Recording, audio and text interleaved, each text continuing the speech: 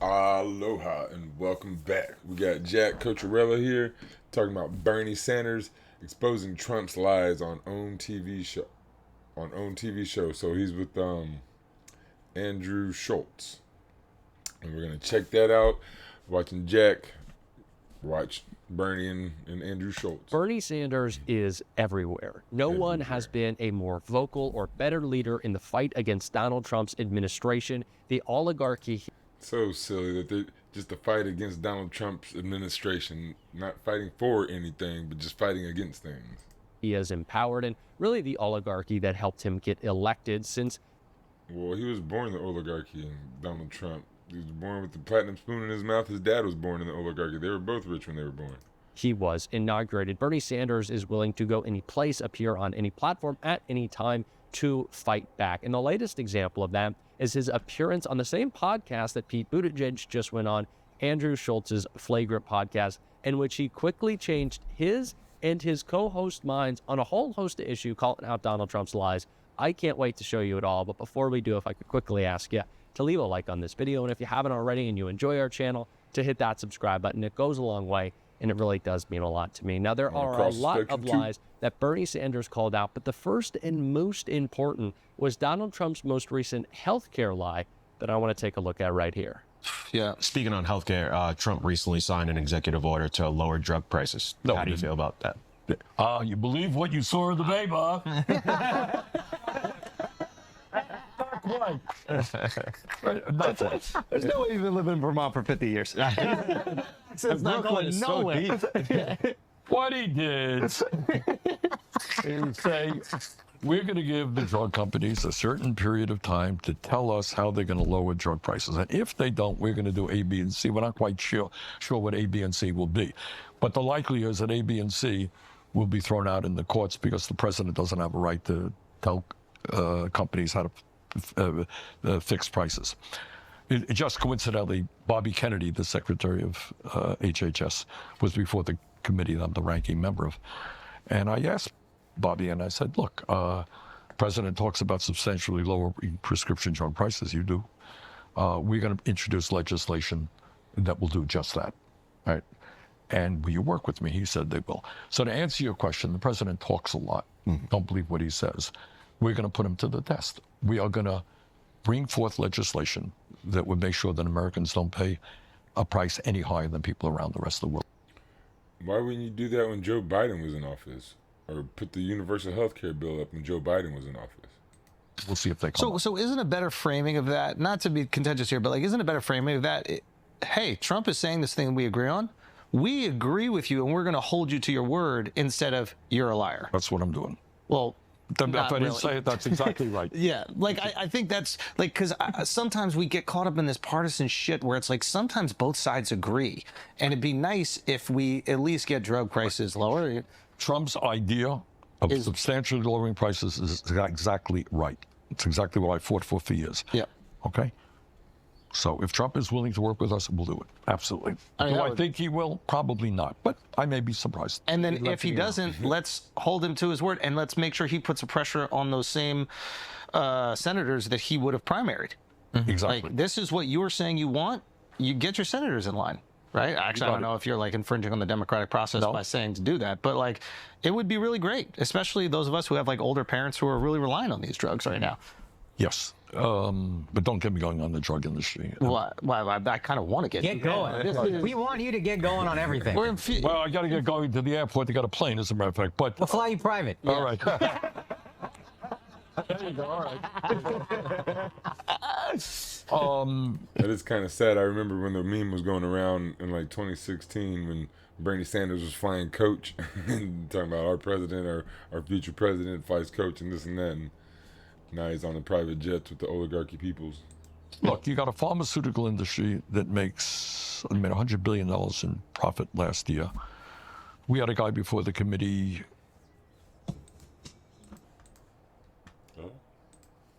head CEO of a major company, makes $50 million a year. They do stock buybacks. So, it is a... But you could have done something a long time ago, Bernie. Well, Bernie has been talking for a long time, but the Democrats haven't helped. and he could have been building the Green Party or a Bernie Party, whatever you want to call it. And now he's talking this oligarchy stuff, and he's just taking everything he's ever done and giving it to the oligarchy. And meanwhile, the same medicine that you buy in this country, whether it's Ozempic, Wegovy, whatever it may be, it is in some cases 5-8 times more expensive than it is in Canada or in Europe. It's insane. It is insane. Of course it's insane. And they do it because they can do it. Because we are the only, you know why they do it? All right, question. You know how many? Because capitalism. Here we're more worried about money than people. Other places more worried about people than money. Paid lobbyists there are for the drug companies in Washington, D.C. Take you guys. 200, 500. 15,000. 1,500. All right. So you got 535 members of Congress, 1,500. These are former leaders of the Democratic Party. Right. So that's a lot of power. And then their campaign contributions. So up until Biden, and I work with Biden on this, we have never, what other countries do is say, good, you got a drug, that's great. Let's negotiate the price you're going to charge us, right? That's what they do, every other country on earth.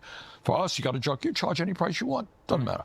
For the first time, what we did is now have a law that says we are going to negotiate, Medicare will negotiate drug prices. We started off with 10, it'll be expanding. Is it enough? No. Is it a...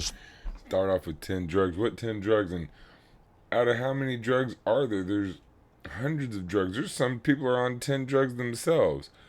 Like, there's cancer, AIDS, and a plethora of STDs and all kinds of other things. I don't even know. But, like, really? 10? What does that do? That does almost nothing for the general population. 10 random drugs? I bet Viagra's one. Thought. Yes, it is. I am so glad that Bernie Sanders is addressing this distraction, right? This kind of shiny object that Donald Trump is kind of trying to throw at us, saying, oh, look, I've signed this executive order. I'm going to make sure that prescription drug prices are lower, something I did the opposite on in day one of my administration when I reversed actions of Joe Biden's presidency that actually did lower prescription drug prices. And it's funny. And so Joe Biden's was just a shiny object too. Again, 10 drug prices. They project what they do to the other side because they both have the same game plan to keep us arguing because they are the same people. They're the same. The duopoly is pretty much the same party. They're both the oligarchy. They get their money from the same people and they act like they're different. They're not. We saw Congressman Ro Khanna introduce this same exact piece of legislation, the executive order that Donald Trump claims is going to fix everything, which of course is a lie, into Congress. Ro introduced it. Are Republicans going to pass it? Of course they're not, because they do. But would Democrats pass it? Joe Biden said that he would, veto Medicare for all if it got passed and got on his desk. He'd veto it. So what do you mean? The Democrats wouldn't pass it either? Not care.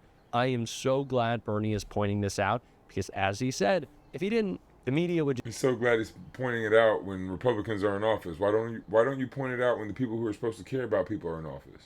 Just continue to push the lie that Trump actually cares. Of course he doesn't. It's always about distracting people so he can do more in serving his billionaire buddies, which is part of what Bernie. Man, it's such projection though. They both say the same thing about each other. Like, the Democrats don't care. They prove they don't care. They didn't force the vote when they had Nancy Pelosi going for, Speaker of the House. Bernie called out right here. But what we have to do, give you an example, and what also bothers me is we don't look at what goes on around the rest of the world. You know, we kind of think that we're an island unto ourselves. What we should be doing is what is working around the rest of the world. So you take a country like Finland. To be a teacher is a big deal in Finland. Wow, you're a teacher. It's like being a doctor in this country. You know, people respect them. They're well paid. They have a lot of autonomy. I think teachers should be one of the highest paid jobs, if not the highest paid job, and like the most esteemed job, because teachers teach your doctors. They teach your whatever you get taught to do. They teach you. That's how you learn. It's through good teachers. But it should be a hard job to get, kind of. But like, if you're not good at your job, you shouldn't get to keep it, but it should be a highly paid job. Teachers should just be paid to work with your kids, and then, I guess they're all kids through college. So, yeah, but teachers should just be paid well to work with your kids and young adults, and I guess old adults when they go. But all that I'm saying here is that if you look at the fundamental institutions in America, healthcare, education, childcare, Housing. distribution of wealth in America, we are not doing well. And it's important that we acknowledge that. So, I mean, nobody, you talk about your very kind introductions and, talking about things that others don't talk about. How many people... There's the article going around now that 60% of Americans can't afford daily something like regular expenses or something like that. Like you can afford like your house and this and that a bit, but you can't afford like all the extra electronics and all the regular stuff that we have now today. But I've seen it on a few different episodes. Savvy Sabs, I think I saw it on Breaking Points and Secular Talk. We'll talk about the reality that Elon Musk himself owns more wealth than the bottom 52% of American households. Because he works that much harder than everybody. Is that a moral issue? Are we comfortable with that? Wow. It's a simple question. And there are some people who say, hey, yeah, that's okay. It's a dog-eat-dog world. Elon's a brilliant guy. He's a hard-working guy. And other billionaires start their own companies. They're really bold and brave. Fine. They deserve it. And if you are trying to get by on $40,000 a year, well, tough crap. How do you think Elon feels about it?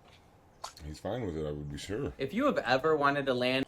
I'm pretty sure Elon Musk is fine with it. If he wasn't fine with it, he would give all his money away. He could keep all his businesses and stay at $500 million and just funnel money outwards that he was making or whatnot. I don't know him. I've only talked to him many years ago, so I don't know him personally. But I'll tell you what I do think. I think there is a new breed of uber capitalists out there who really believe, and they write about this as well, who really believe that they are superior human beings. I'm telling you, this is the quote-unquote high IQ guys who say, look, we work hard, we're smart, we have started these businesses. To the victor go the spoils. Not only that, I think that's yes. It's a dog-eat-dog world. I made it. Yeah. You didn't make it. Hey, quote high IQ guys who say, look, we work hard, we're smart, we have started these businesses. To the victor go the spoils. Not only that, I think that's yes. It's a dog-eat-dog world. I made it. Yeah. You didn't make it. Hey, man, that's the way life goes. It's deeper than that. You have some writing on the far right, which really diminishes democracy, and that really the smart and the wealthy and the powerful have the right to rule. So this is not just, I want a tax break. There's nothing new about that. Yeah. This is, we have the right. It's the divine, it used to be the divine rights of kings. Or manifest destiny. Exactly. Yes. All right. Back in the 19th century, the 1850s, I am the king. God made my family king, and sorry you're starving to death, but that's the way life goes. God told me my family rules. The greed that billionaires Sounds a lot like Palestine right now too, or Zionism against Palestine or whatever. have in America is a disease. Bill Burr, who is a great comedian who is just going off and calling out Elon lately, and much to Elon's chagrin, compared them to rabid dogs. These are people obsessed with numbers without real meaning. I don't fundamentally know the difference between 80 and 81 billion dollars. I don't know how that changes your life, how there is any level of improvement after the first bill. It seems like an unfathomable amount of money that you could never spend. You don't think big. You gotta buy yachts that park boats on them, and then probably party a lot. Buy a lot of stuff. Buy a lot of land. Buy a lot of stuff and land. So the fact that they're just competing and putting our lives at risk in doing so to make more unspendable amounts of money just shows this isn't about innovation or improvement. This is about their own ego. Well, like, to be serious though, the Democratic Party never tried to stop this. They have their good billionaires. They have Nancy Pelosi bringing in all kinds of big money. Donald Trump gave Chuck Schumer his first donation. Donald Trump donated to everybody in both parties. They have the same donors. They have Elon Musk was a Democrat. 4 years ago, 7, something like that. Not too long ago, but It's just silly. They are the same. They're no different. They're playing the same game, working for the same people. And power, and using that power to buy elections so that they can become even richer for the purpose of, you guessed it, their ego. It's like something like 80 or 90% of elections are won by the person who spends the most money on the election. That's how it is in the U.S. When you have a capitalist society, money rules. Like, the person with the most money has the most say. And on that note of buying elections, Bernie was calling out our broken campaign finance system. This clip right here. The Supreme Court ruled that billionaires, that advertising is freedom of speech, and you can't limit my speech. So if I want to spend $100 million on TV ads, I have the right to do it. They say, you're right. So the issue is democracy versus billionaires being able to spend unlimited sums of money. Supreme Court went with that. And then the form it took was what's called a super PAC. You started an organization, Americans for Free. Let's see. When was Citizens United passed? On January 21st, 2010. That's when Barack Obama was in office. So, yeah. He could have done something with the Congress and House if he wanted to. They didn't. So that was passed when a Democrat was in office. Democrats go ahead and pass the crime bill. They passed the ACA, which fined poor people for not being able to afford health insurance. They went in and killed Gaddafi. They passed this, or what is it, the Citizens United.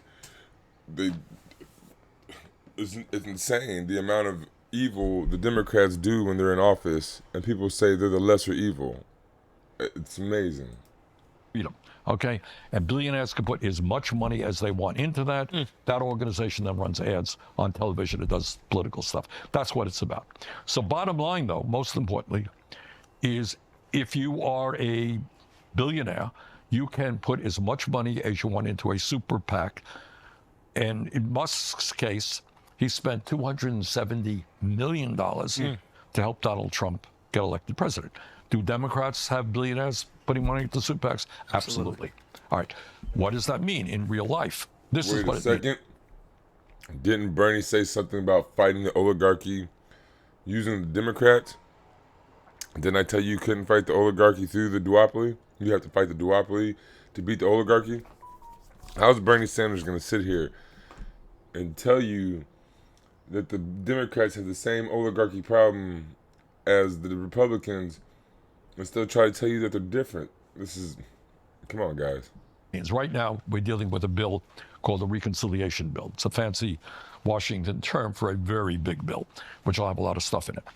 In any case, if a Republican stands up and says, you know what, in the House of Representatives, I don't like this bill because, it's giving tax breaks to very wealthy people and it's going to cut Medicaid and cut nutrition programs. It's a bad bill.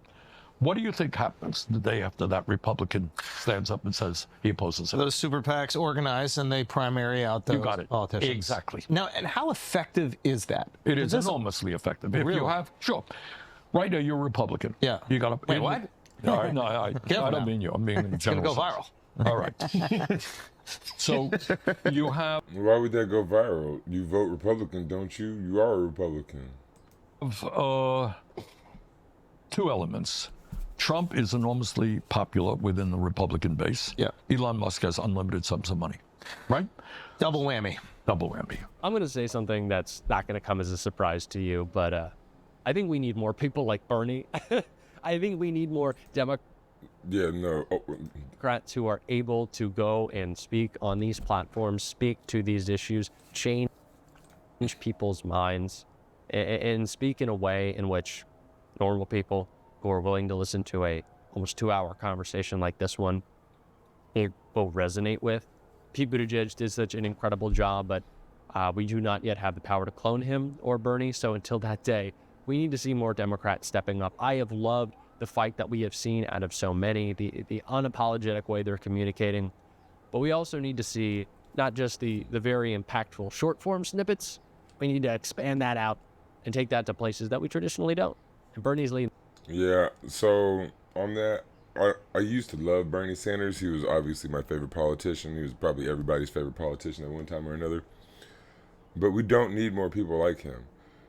Sheep herding people into the Democratic Party, into the oligarchy, talking about fighting the oligarchy. That is insane and it won't work.